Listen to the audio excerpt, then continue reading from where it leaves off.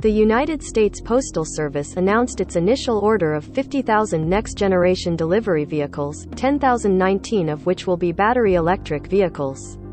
It's a notable number considering the agency's resistance to calls for increasing the number of EVs in its future delivery fleet.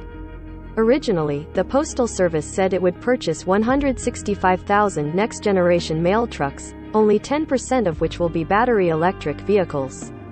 President Joe Biden and congressional Democrats urged the agency to increase the number of EVs, but USPS determined there was no legal reason to change its. Now, the Postal Service says it will increase its initial order of EVs from 5,000 to 10,019, determining it makes good sense from an operational and financial.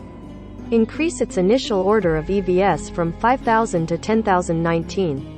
We owe it to our carriers and the communities we serve to provide safer, more efficient vehicles to fulfill our universal service obligation to deliver to 161 million addresses in all climates and topographies 6 days per week, Postmaster General Louis DeJoy said in a statement. The question remains whether USPS will continue to purchase EVs. If the agency follows through on the full 165,000 vehicle purchase as allowed under the contract with Oshkosh, it would still need to acquire 6,500 additional EVs in order to meet the 10% threshold.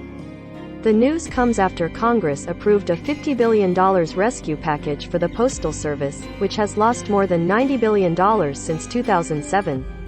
DeJoy has proposed slashing billions of dollars in funding and slower first-class mail deliveries as new standards.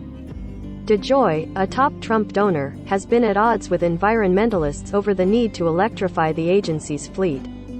Following a years-long bidding process, the USPS unveiled its next-generation mail truck, to be made by Oshkosh, in February 2021. They will replace the current mail trucks that have been in service for more than 2 decades, which were built by defense contractor Grumman. But in congressional testimony last year, DeJoy argued that the agency didn't have the funds needed to purchase more EVs. Last month, the Environmental Protection Agency and White House Council on Environmental Quality sent letters pleading with the Postal Service to reconsider plans.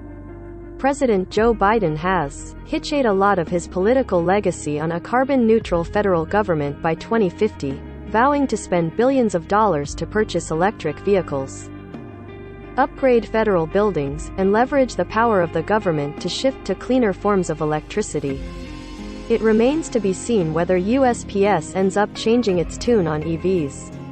And it's not clear whether Oshkosh, which is primarily a defense contractor, can meet the demand, considering the difficulty of the EV manufacturing process, supply chain disruptions, and the global chip shortage. The new electric trucks are not expected to be deployed until 2023. Recommended by